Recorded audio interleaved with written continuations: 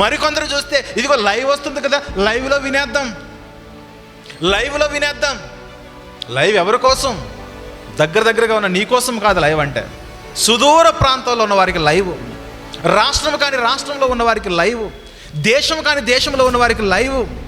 అలాంటి వారి కొరకు లైవ్. అంతేగాని ఇదిగో లైవ్ వస్తుంది కదా, లైవ్లో వాళ్ళు వాక్యం చెబుతారు, వాళ్ళ ఆరాధన మన ఆరాధన, వాళ్ళ సహవాసం మన సహవాసం. అంటే అక్కడున్న సేవకుడికి, టీవీలో కనబడే సేవకునికి నీ ఆత్మీయస్థితి తెలుసా? తెలీదు. టీవీలో కనబడే సేవకునికి నీ ఆత్మీయ స్థితి ఏమాత్రం కూడా తెలియదు. ఆయన ఎందుకు వాక్యం చెప్తాడంటే అక్కడున్న ఆత్మను ఉద్దేశించి వాక్యం చెప్తాడు.